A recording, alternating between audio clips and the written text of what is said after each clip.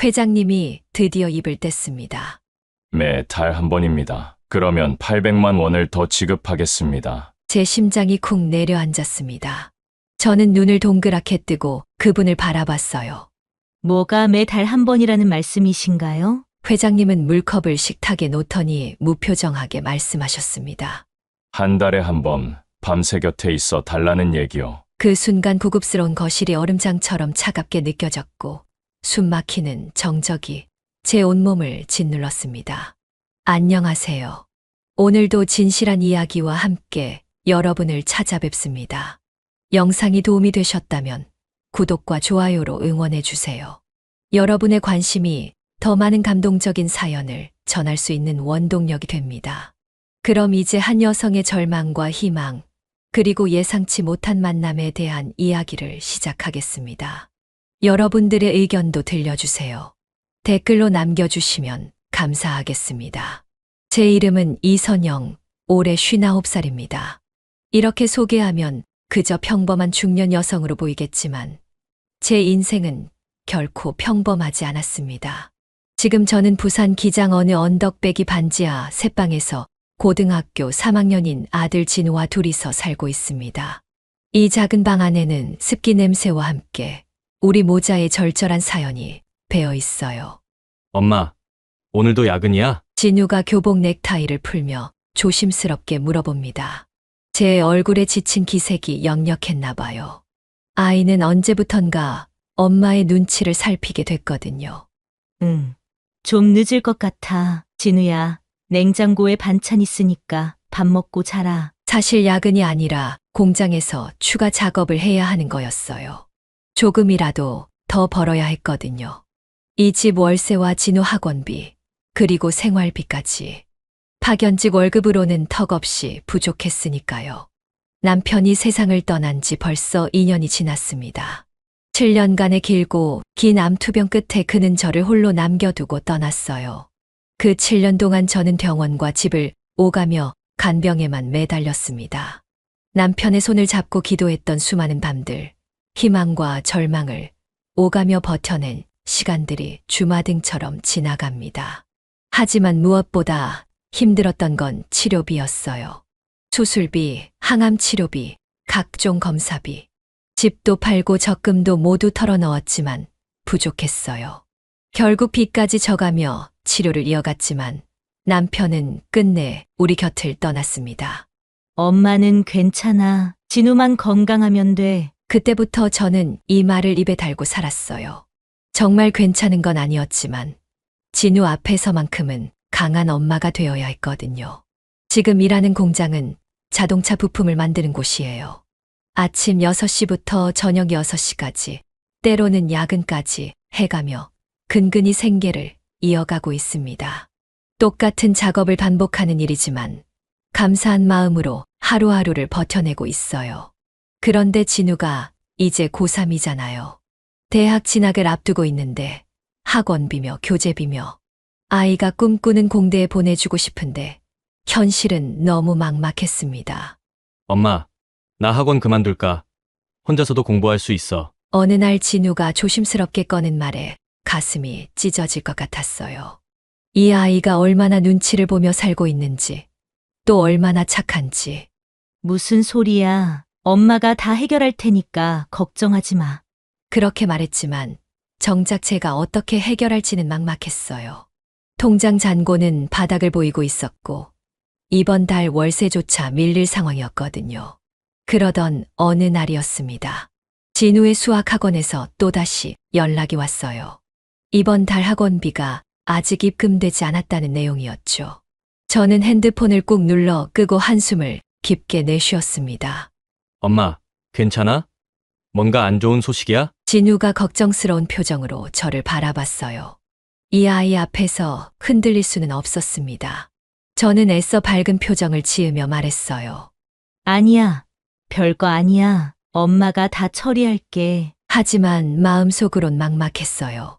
이번 달뿐만 아니라 지난달 학원비도 아직 못 냈거든요. 진우는 특목고 진학을 꿈꾸며 열심히 공부하고 있는데 제가 발목을 잡고 있는 것 같아 속이 쓰렸습니다. 그날 밤 잠들지 못하고 뒤척이다가 일어나 핸드폰을 켰어요. 혹시나 해서 구인구직 사이트를 뒤져보기 시작했습니다. 야간 청소, 새벽 배송, 주말 서빙. 할 수 있는 건 뭐든 해야겠다는 생각이었어요. 그러다 눈에 들어온 게 하나 있었습니다. 해운대 고급 주택가 가사 도우미 급구라는 제목의 공고였어요. 주 5일 근무, 경력 무관, 성실하고 책임감 있는 분 우대. 급여는 조건에 따라 협의 후 결정이라고 써 있었습니다. 그 아래 줄에 최상의 급여는 보장한다는 문구가 적혀 있었습니다. 처음엔 사기가 아닐까 의심했지만 조건을 물어보는 게 좋을 것 같았습니다. 물론 가사일이 만만하지 않다는 건 알고 있었지만 주 5일의 좋은 급여 조건이라면 해볼 만하다는 생각이 들었습니다. 다음 날 용기를 내어 전화를 걸었어요. 차분하고 정중한 남성의 목소리가 들려왔습니다. 간단한 질문 몇 개 후에 면접 약속을 잡았어요. 장소는 해운대 고급 주택가였습니다. 면접 당일 저는 가장 단정한 옷을 골라 입고 나섰습니다. 해운대로 가는 지하철 안에서 긴장으로 손바닥에 땀이 났어요. 진우의 웃는 얼굴을 떠올리며 마음을 다잡았습니다. 이번만큼은 꼭 성공해야 해. 지하철에서 내려 택시를 타고 주소지로 향했습니다. 창밖으로 보이는 풍경이 점점 고급스러워졌어요. 넓은 정원이 있는 단독주택들, 깔끔하게 정비된 도로, 고급 외제차들. 제가 살던 기장과는 완전히 다른 세상이었습니다. 택시 기사님이 목적지 앞에서 차를 세웠을 때 저는 잠깐 망설였어요. 과연 제가 이런 곳에서 일할 수 있을까 하는 의구심이 들었거든요. 하지만 이미 여기까지 온 이상 포기할 수는 없었습니다. 높은 담장으로 둘러싸인 저택 앞에 서니 마음이 더욱 떨렸어요. 인터폰을 누르기 전에 옷차림을 다시 한번 점검하고 머리를 정돈했습니다. 진우를 위해서라도 좋은 결과를 얻어야 했거든요. 드디어 인터폰 버튼을 눌렀습니다. 곧 중후한 목소리가 들려왔어요. 들어오세요. 대문이 열릴 겁니다. 철문이 자동으로 열리며 넓은 정원이 한눈에 들어왔습니다. 잘 가꿔진 잔디밭과 아름다운 조경, 그리고 그 끝에 웅장한 2층 저택이 서 있었어요. 저는 천천히 걸음을 옮기며 현관 앞에 다다랐습니다. 현관문이 열리면서 한 분이 나오셨어요. 첫인상은 정말 인상적이었습니다. 키가 크고 어깨가 넓은 전형적인 기업인의 체격이었어요. 하지만 72세라는 나이에 걸맞게 머리는 완전히 휘어져 있었고 얼굴에는 세월의 흔적이 깊게 새겨져 있었습니다. 이선영 씨시죠? 수고하셨습니다. 정세훈 회장님의 목소리는 생각보다 부드러웠어요. 카리스마 넘치는 외모와는 달리 말투에는 따뜻함이 묻어났습니다. 저는 깊숙이 인사를 드렸어요. 네, 안녕하십니까. 면접 기회를 주셔서 감사합니다. 회장님은 제 인사를 받으시고는 미소를 지으셨어요. 그 미소가 참 인상적이었습니다. 권위적일 것 같았던 예상과는 달리 마치 동네 할아버지 같은 친근함이 느껴졌거든요. 안으로 들어가니 정말 놀라웠어요. 거실만 해도 저희 집 전체보다 넓었고 곳곳에 값비싸 보이는 골동품들과 그림들이 걸려 있었습니다. 하지만 어딘지 모르게 쓸쓸한 느낌도 들었어요. 너무 깔끔하고 정돈되어 있어서 오히려 사람 냄새가 나지 않았거든요. 회장님은 저를 소파에 앉게 하시고는 직접 차를 우려주셨어요.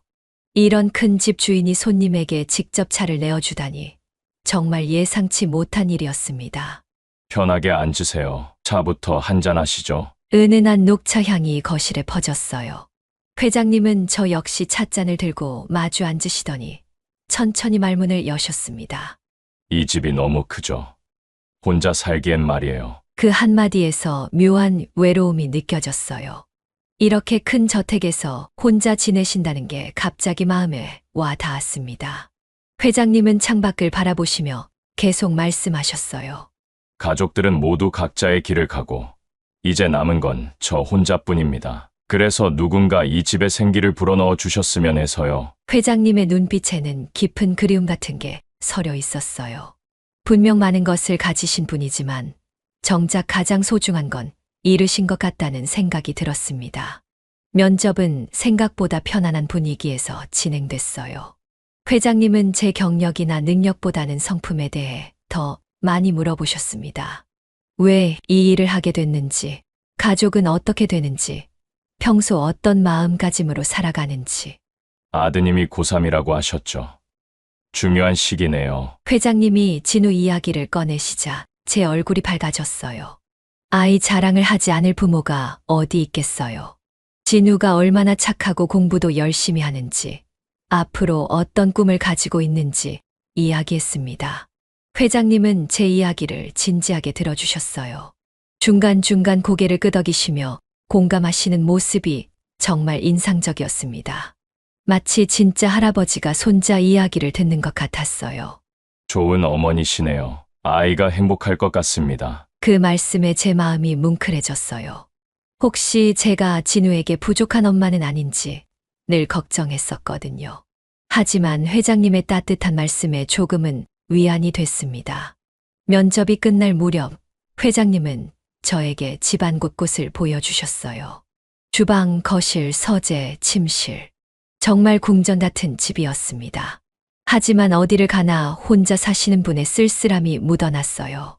일은 크게 어렵지 않을 겁니다. 청소, 빨래, 간단한 식사 준비 정도예요. 평일 오전 9시부터 오후 6시까지. 주말은 쉬시면 됩니다. 조건들을 들으니 나쁘지 않았어요. 생각보다 일도 많지 않은 것 같았고, 회장님도 까다로우신 분은 아닌 것 같았거든요. 오히려 너무 외로워 보여서 안쓰러울 정도였습니다. 그런데 면접이 거의 끝나갈 무렵이었어요.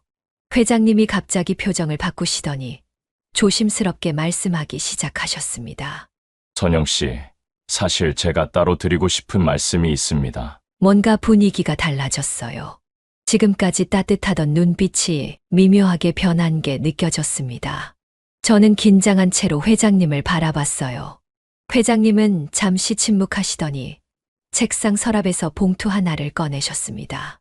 두툼한 흰색 봉투였어요. 그리고는 그 봉투를 제 앞에 조심스럽게 놓으셨습니다. 이건 별도의 제안입니다. 기본 급여와는 완전히 다른 얘기죠. 저는 봉투를 바라보며 무슨 말씀인지 궁금해했어요. 회장님은 천천히 입을 여셨습니다.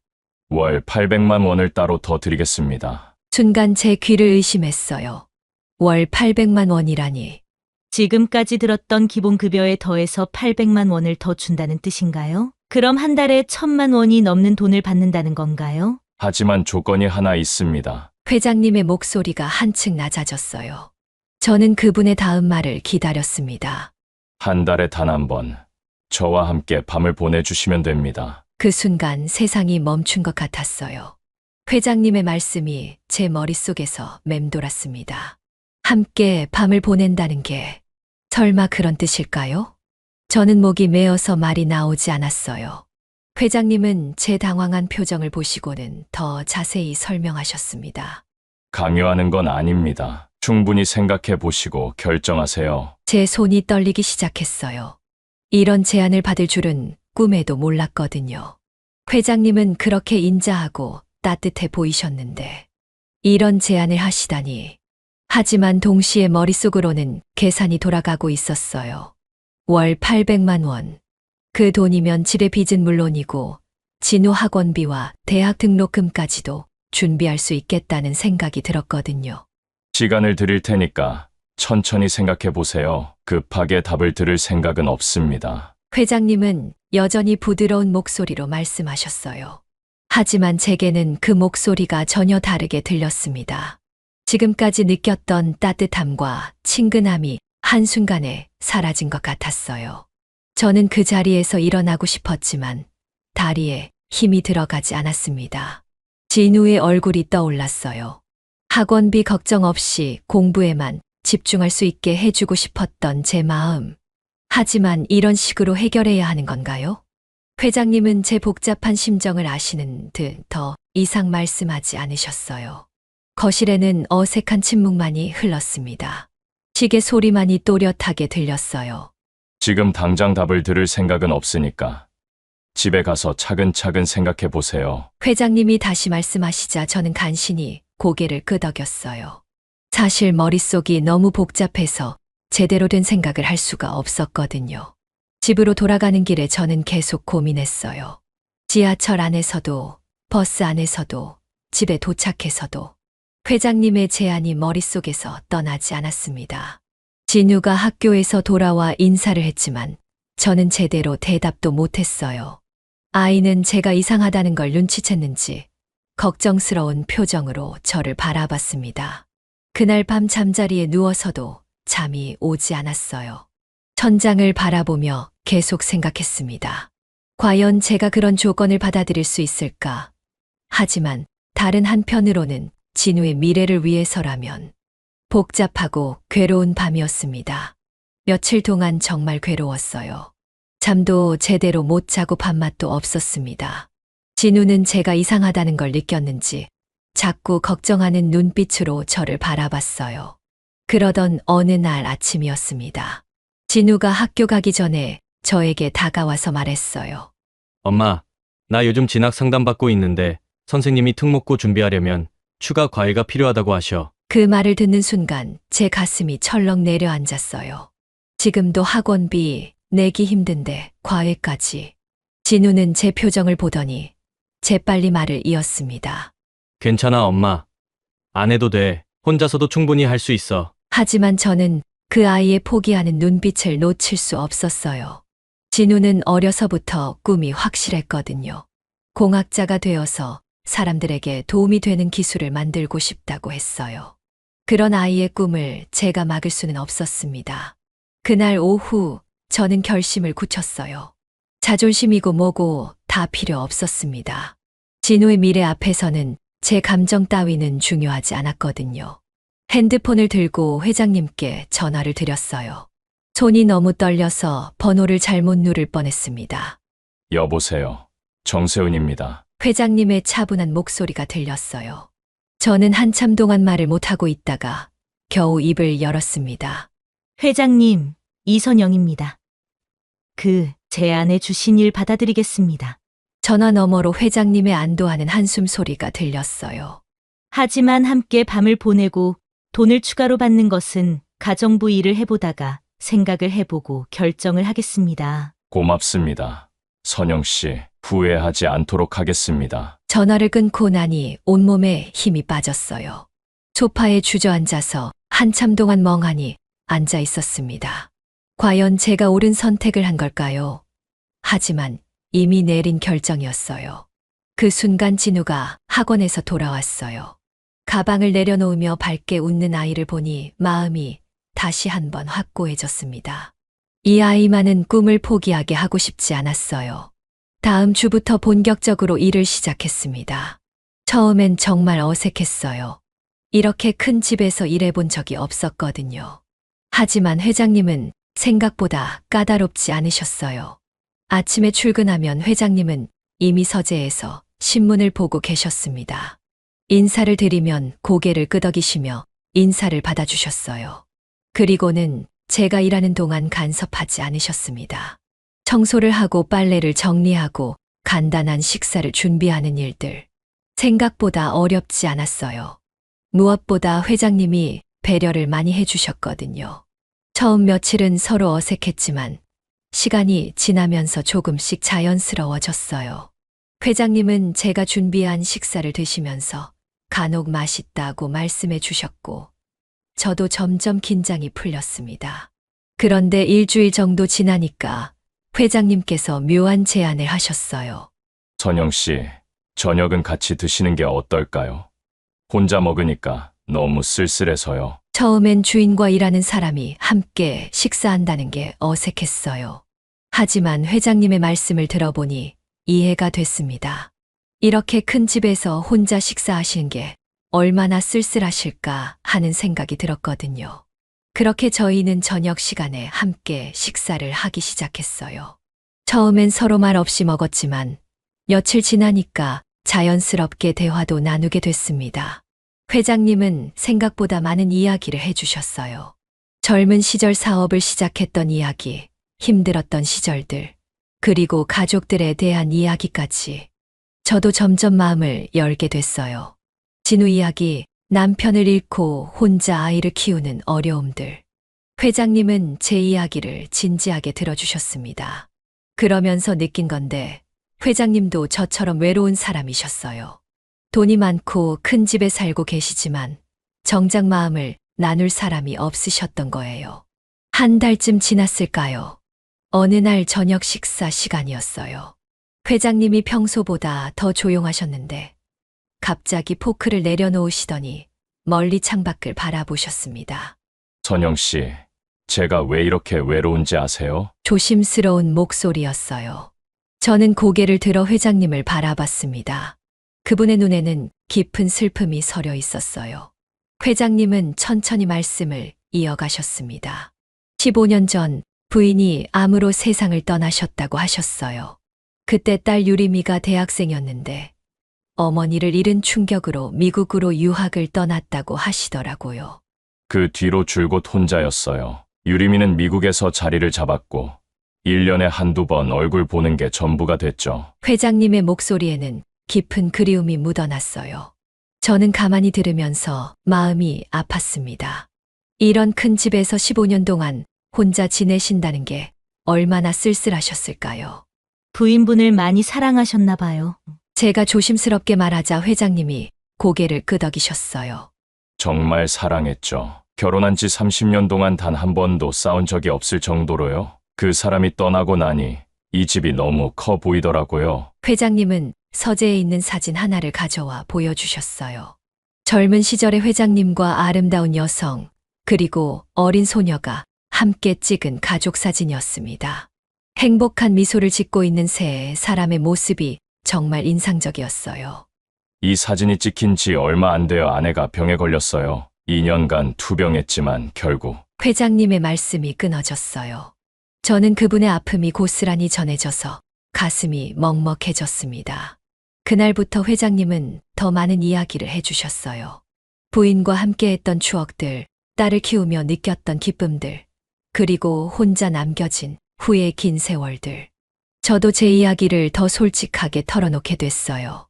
남편을 잃었을 때의 절망감, 혼자 아이를 키우는 두려움, 경제적인 어려움까지. 회장님은 제 이야기를 끝까지 들어주셨습니다. 우리 둘 다 많이 외로웠네요. 회장님이 그렇게 말씀하실 때 저는 묘한 동질감을 느꼈어요. 처지는 완전히 달랐지만 외로움이라는 감정만큼은 똑같았거든요.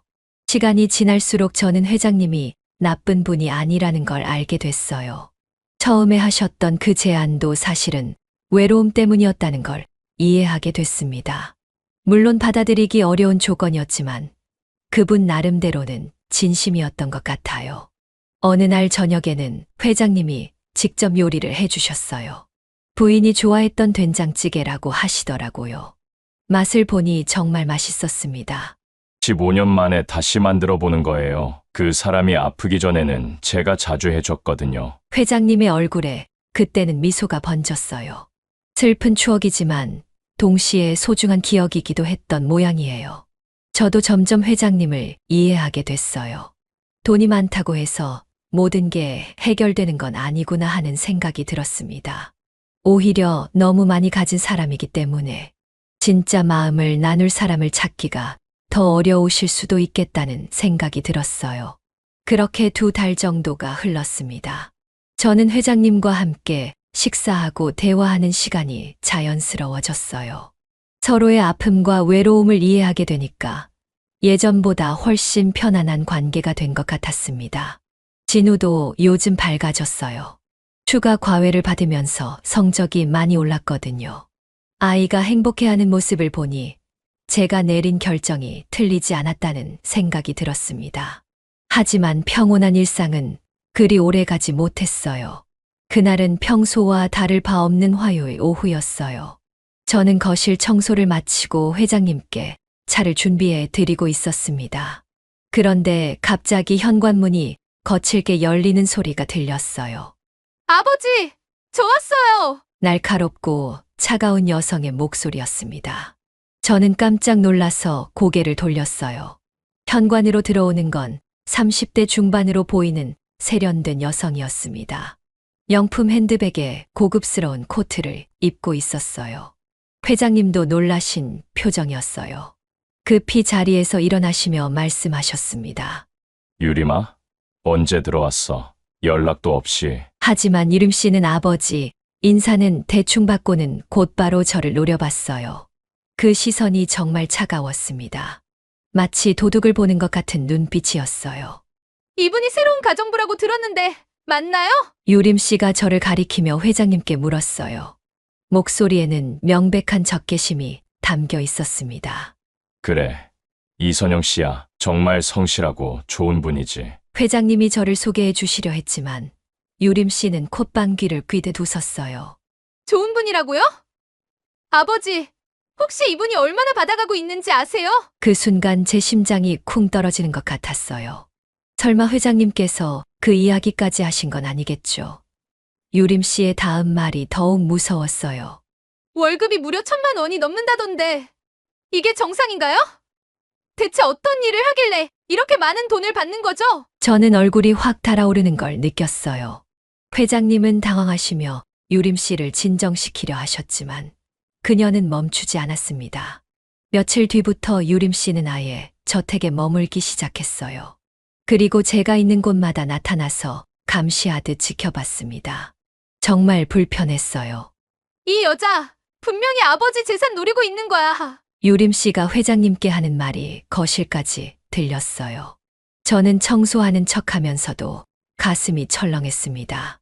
유림아, 그런 말 하지 마라. 선영 씨는 그런 분이 아니야. 회장님이 제 편을 들어주셨지만 유림 씨는 더욱 목소리를 높였어요. 아버지는 너무 순진하세요. 요즘 돈 많은 노인들 노리는 여자들이 얼마나 많은데요. 그 말을 듣는 순간 정말 화가 났어요. 하지만 제가 뭐라고 할 수도 없었습니다. 실제로 저는 그분의 돈을 받고 있었으니까요. 유림 씨의 공격은 거기서 끝나지 않았어요. 며칠 뒤에는 더욱 심한 일이 벌어졌습니다. 제가 설거지를 하고 있는데 갑자기 뒤에서 목소리가 들렸어요.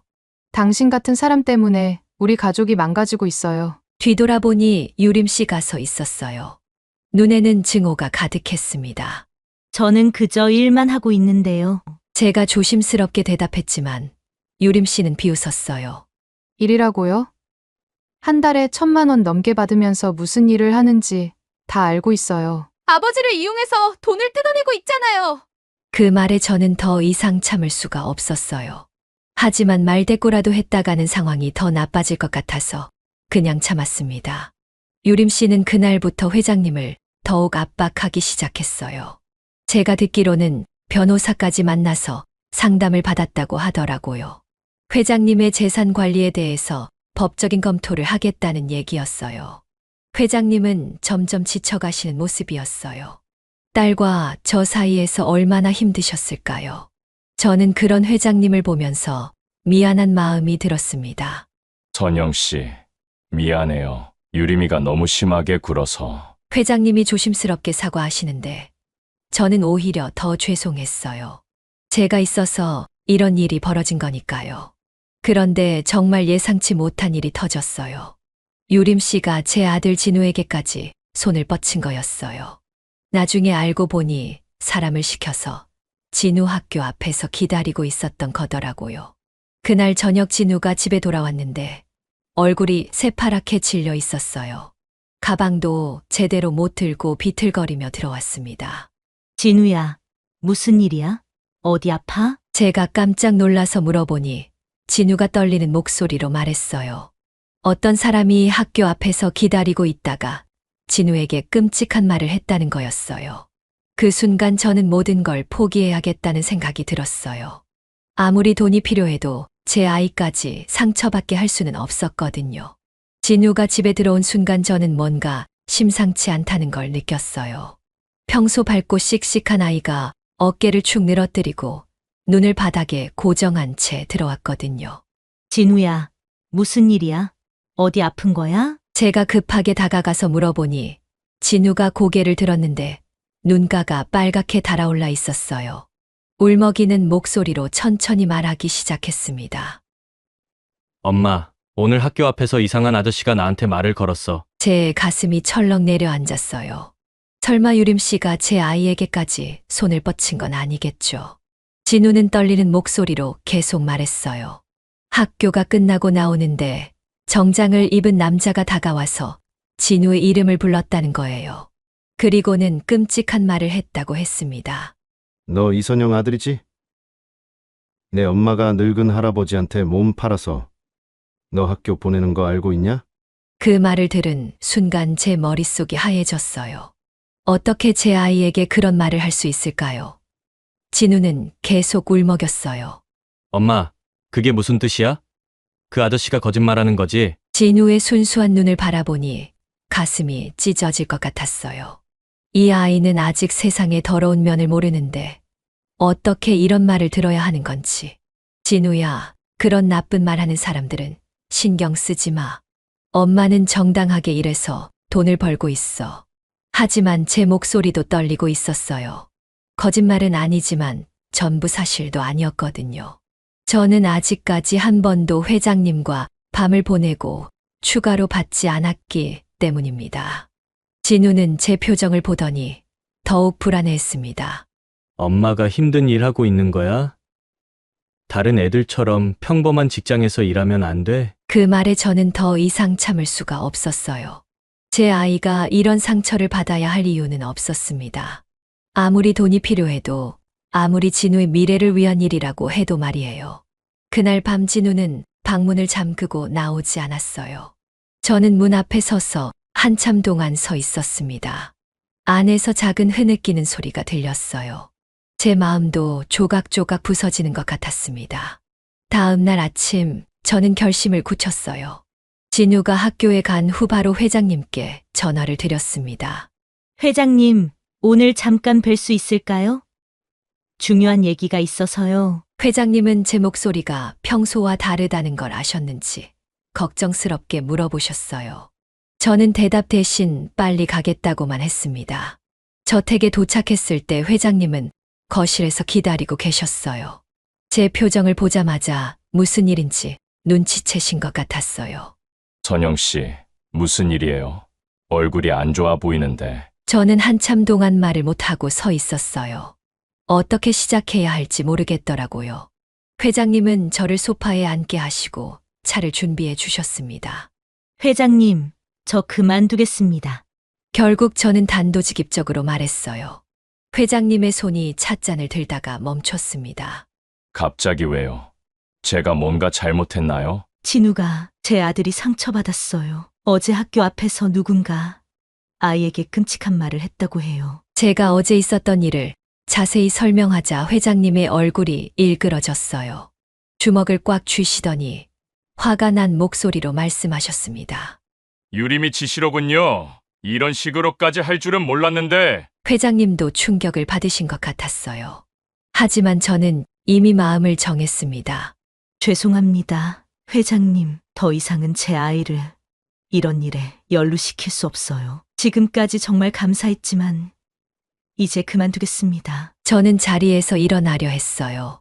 하지만 회장님이 급하게 제 앞을 막아섰습니다.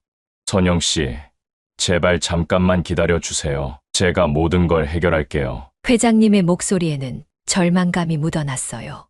마치 마지막 희망까지 잃을까봐 두려워하시는 것 같았습니다. 저는 현관 쪽으로 발걸음을 옮기려 했어요. 하지만 회장님이 제 앞을 막아서시더니 갑자기 무릎을 꿇으셨습니다. 정말 깜짝 놀랐어요. 회장님, 이러시면 안 돼요. 저는 급하게 회장님을 일으키려 했지만 그분은 제 손을 꽉 잡으시며 말씀하셨어요. 선영 씨, 제발 부탁입니다. 내가 모든 걸 해결할 테니까 곁에 있어 달라고요. 회장님의 눈에는 눈물이 맺혀 있었어요. 72세의 노인이 저에게 이렇게까지 간청하시는 모습을 보니 마음이 아팠습니다. 하지만 제 아들이 진우까지 지켜드릴게요. 유림이의 모든 행동을 맡겠습니다. 제발 저를 혼자 두지 마세요. 선영 씨처럼 대화가 잘 통하는 사람은 정말 처음이었습니다. 그동안 선영 씨 덕분에 제 따뜻했던 마음이 다시 식을 생각하니 도저히 견딜 수가 없네요. 회장님의 목소리가 떨리고 있었어요. 마치 마지막 희망의 끈을 놓치지 않으려는 사람 같았습니다. 저는 한참 동안 고민했어요. 한편으로는 진우를 보호해야 한다는 생각이 있었고, 다른 한편으로는 회장님의 절박한 모습에 마음이 흔들렸거든요. 정말로 해결할 수 있으신가요? 제 아들에게 더 이상 피해가 가지 않을까요? 제가 조심스럽게 물어보자 회장님은 고개를 끄덕이시며 확신에 찬 목소리로 말씀하셨어요. 네, 약속드립니다. 이번 일로 유림이의 정체를 완전히 알게 됐어요. 이제 더 이상 당하고만 있을 수는 없습니다. 회장님은 천천히 일어나시더니 서재로 가셨어요. 그리고는 두꺼운 서류 뭉치를 가져오셨습니다. 사실 며칠 전부터 준비하고 있던 일이에요. 유림이가 제 재산을 노리고 있다는 걸 알고 있었거든요. 서류를 펼쳐보니 법무법인 이름이 적힌 공식 문서들이었어요. 회장님은 차근차근 설명해 주셨습니다. 유림이는 제가 치매에 걸렸다고 주장하면서 후견인 신청을 준비하고 있었어요. 그래서 제 재산을 자기 마음대로 처리하려고 했던 거죠. 저는 놀라서 회장님을 바라봤어요. 그런 계획이 있었다니. 하지만 저는 이미 대비책을 마련해뒀습니다. 신뢰할 수 있는 변호사와 함께 신탁 설정을 준비하고 있어요. 회장님이 보여주신 서류에는 복잡한 법률 용어들이 가득했어요. 하지만 대략적인 내용은 이해할 수 있었습니다. 재산을 신탁회사에 맡겨서 유림 씨가 함부로 손댈 수 없게 하는 거였어요. 그리고 새로운 유언장도 작성할 예정입니다. 유림이에게는 최소한의 상속분만 남기고 나머지는 사회에 환원하거나 정말 필요한 곳에 쓰일 수 있도록 할 거예요. 회장님의 말씀을 들으니 정말 치밀하게 계획하신 것 같았어요. 하지만 저는 여전히 걱정이 됐습니다. 그런데 제가 여기 있으면 유림 씨가 더 화를 낼 텐데요.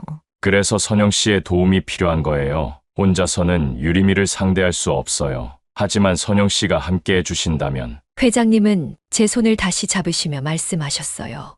진우에게도 정식으로 장학금을 지급하겠습니다. 재단을 통해서 말이에요. 그러면 아무도 뭐라고 할 수 없을 거예요. 그 말을 들으니 조금 마음이 놓였어요. 장학금이라면 정당한 지원이니까 진우도 당당할 수 있을 것 같았거든요. 정말로 진우를 보호해 주실 수 있나요? 물론입니다. 앞으로는 이런 일이 절대 일어나지 않을 겁니다. 회장님의 말씀에 저는 깜짝 놀랐어요. 그리고 유림이에게는 제가 직접 경고하겠습니다. 더 이상 선영 씨나 진우에게 해를 끼치면 모든 상속에서 배제하겠다고 말이에요. 회장님의 눈빛이 단호해졌어요. 평소 온화하신 모습과는 완전히 다른 카리스마 넘치는 기업인의 모습이었습니다. 저는 한참 고민하다가 천천히 고개를 끄덕였어요. 알겠습니다. 하지만 진우에게 조금이라도 피해가 간다면 그때는 정말로 그만두겠어요. 회장님의 얼굴에 안도의 표정이 스쳤어요. 고맙습니다. 선영 씨, 이번엔 제가 모든 걸 제대로 해결하겠습니다. 그날부터 저희는 본격적으로 유림 씨에 맞서기 위한 준비를 시작했어요. 다음 날부터 회장님과 저는 본격적으로 움직이기 시작했어요. 회장님은 오랫동안 거래해 온 신뢰할 수 있는 법무법인에 연락하셨습니다. 김 변호사님, 급한 일이 생겼습니다. 오늘 오후에 사무실로 갈 수 있을까요? 회장님의 목소리에는 단호함이 묻어났어요. 전화를 끊으신 후 저를 바라보시며 말씀하셨습니다. 선영 씨도 함께 가셔야 해요. 모든 절차에 증인이 필요하거든요. 그날 오후 저희는 강남에 있는 대형 법무법인을 찾아갔어요. 30층 건물의 최상층에 위치한 사무실은 정말 웅장했습니다. 김 변호사님은 50대 중반의 신뢰감 있는 분이셨어요. 정 회장님, 오랜만입니다. 급하게 부르시더니 무슨 일이신가요? 회장님은 유림 씨의 행동과 후견인, 신청 계획에 대해 자세히 설명하셨어요. 김 변호사님의 표정이 점점 심각해졌습니다. 아, 그런 일이 요즘 이런 사례가 많아지고 있어요. 가족 간의 재산 분쟁 말이죠. 변호사님은 즉시 대응 방안을 제시해 주셨어요. 가장 효과적인 방법은 신탁 설정이라고 하셨습니다. 재산을 신탁회사에 맡기시면 유림 씨가 법적으로 접근할 수 없게 됩니다. 신탁 재산은 상속 재산에서 제외되거든요. 회장님은 고개를 끄덕이시며 즉시 진행하겠다고 하셨어요. 그리고는 저를 가리키며 말씀하셨습니다. 그리고 선영 씨 아들처럼 학생들을 위한 장학재단도 만들고 싶습니다. 김 변호사님이 저를 바라보더니 미소를 지었어요. 좋은 일이네요. 교육장학재단은 세제 혜택도 있고 사회적으로도 의미 있는 일입니다. 다음 일주일 동안 정말 바쁘게 지나갔어요. 회장님과 저는 거의 매일 법무법인에 다녔습니다. 신탁 계약서 작성, 새로운 유언장 준비, 장학재단 설립. 복잡한 절차들이 계속 이어졌어요. 진우 장학재단의 목적은 경제적 어려움에도 불구하고 꿈을 포기하지 않는 학생들을 지원하는 것입니다. 회장님이 재단 설립 취지를 설명하실 때 저는 가슴이 뭉클했어요. 단순히 제 아들만을 위한 게 아니라 같은 처지의 아이들을 돕겠다는 뜻이었거든요. 신탁 설정도 순조롭게 진행됐어요. 회장님의 주요 재산인 부동산과 금융자산의 80%를 신탁재산으로 설정했습니다.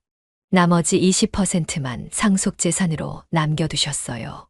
이제 유림이가 뭘 해도 소용없어요. 신탁재산은 법적으로 보호받으니까요. 김 변호사님의 설명을 들으니 마음이 놓였어요. 하지만 가장 중요한 건 새로운 유언장이었습니다. 회장님은 기존 유언장을 완전히 새로 작성하셨어요. 유림 씨에게는 법정 상속분인 나머지 20% 중에서도 절반만 남기시고 나머지는 사회 환원을 위해 기부하기로 하셨어요.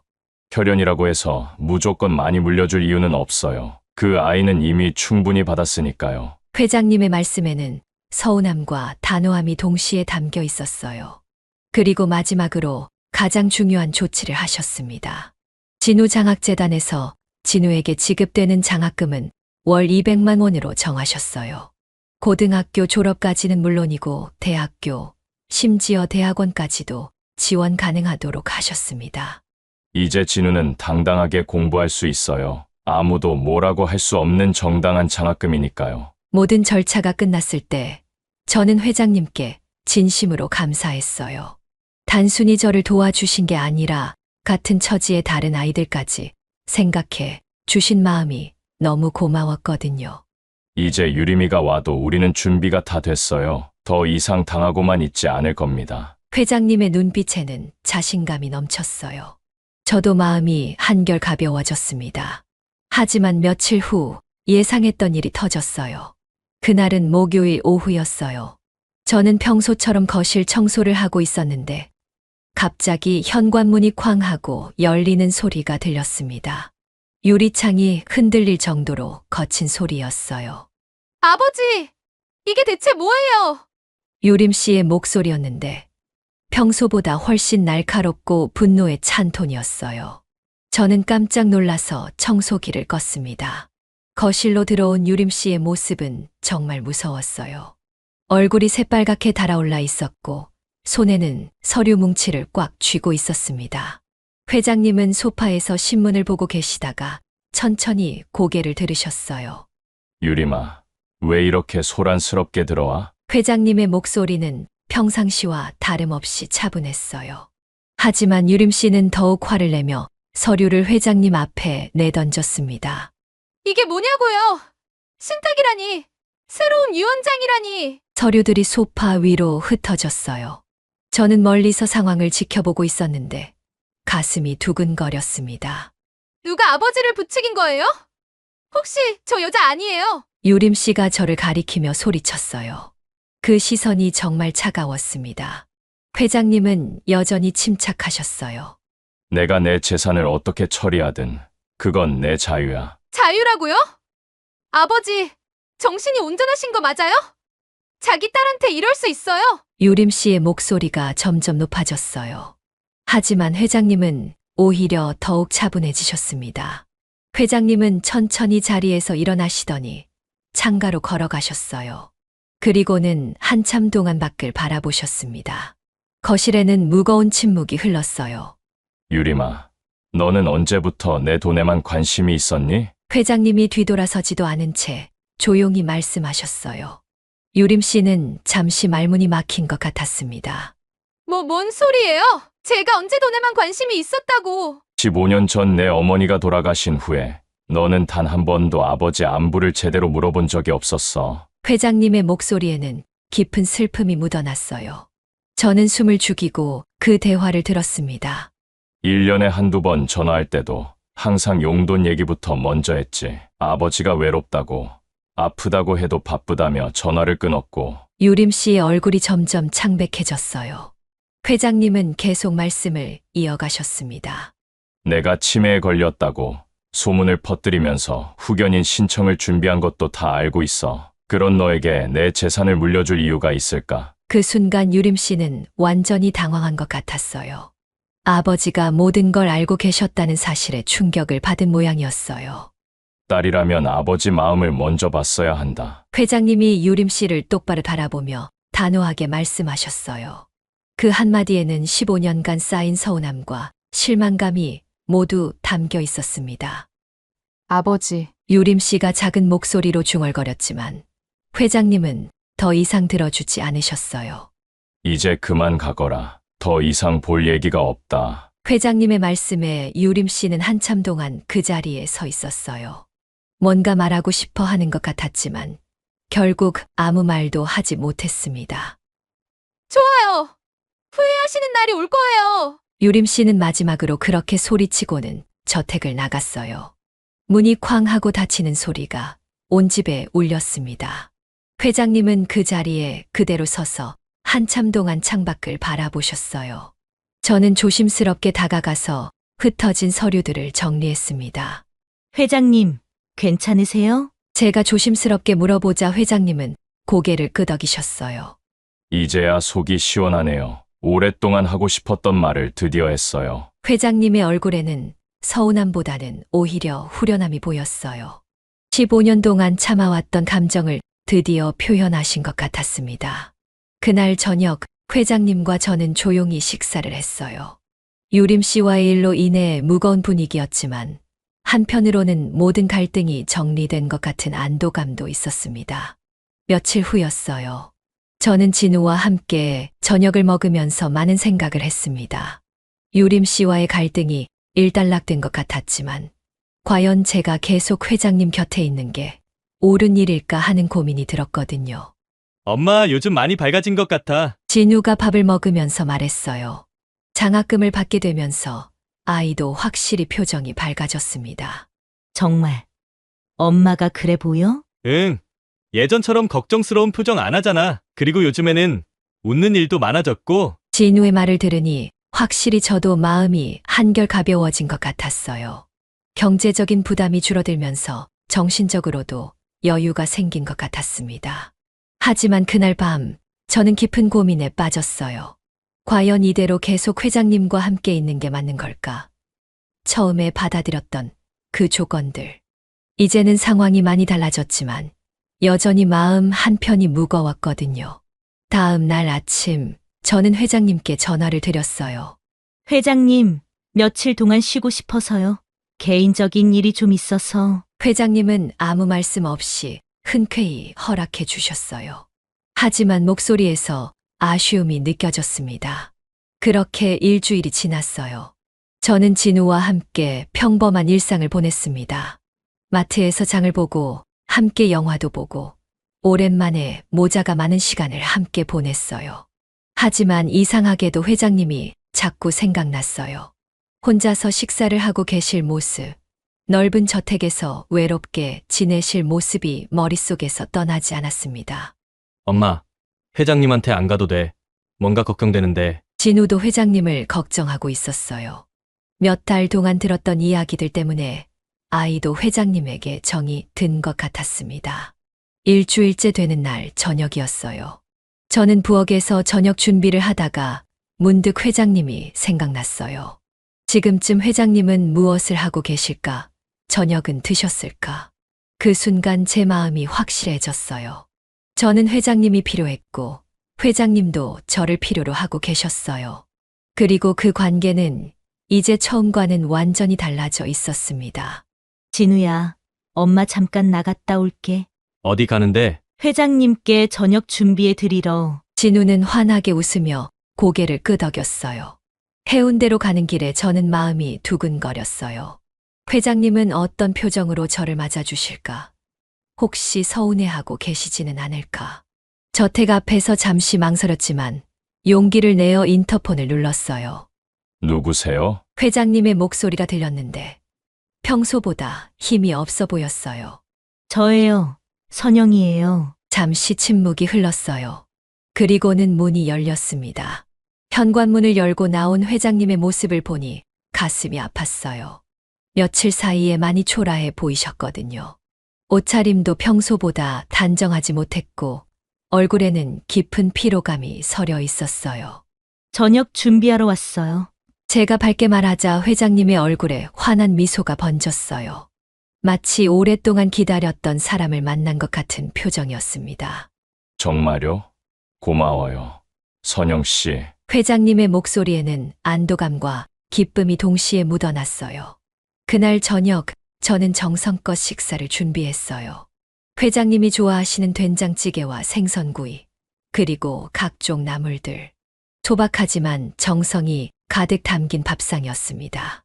이런 따뜻한 밥상은 정말 오랜만이에요. 회장님이 첫 숟가락을 뜨시며 말씀하셨어요. 그 표정에는 진심 어린 감사함이 가득했습니다. 저희는 그날 저녁 정말 오랜만에 마음 편히 대화를 나눴어요.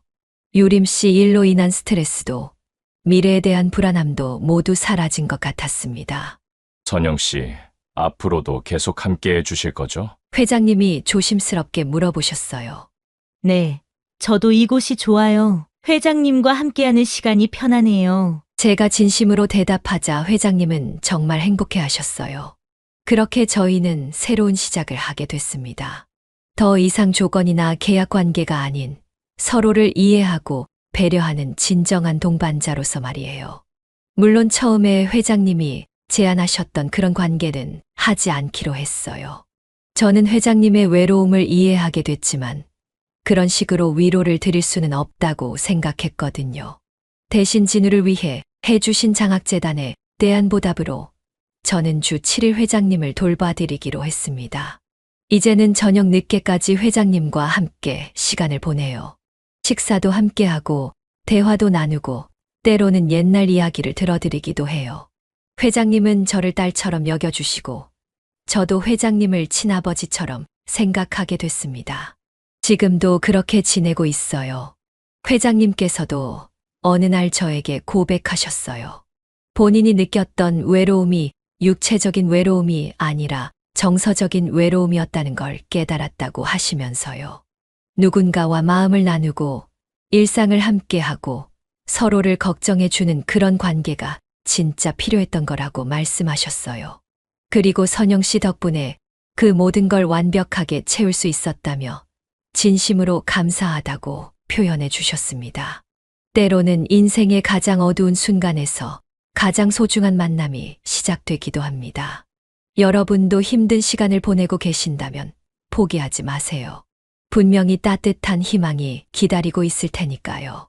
오늘 이야기가 마음에 드셨다면 구독 버튼과 좋아요를 눌러주시고 알림 설정까지 해주시면 더욱 감동적인 이야기들을 빠르게 만나보실 수 있어요. 제 얘기가 여러분들의 마음을 울렸다면 댓글도 남겨주시면 감사하겠습니다. 지금까지 인생의 후반부를 이야기하다 지혜사연이었습니다. 다음 이야기에서도 꼭 만나요. 감사합니다.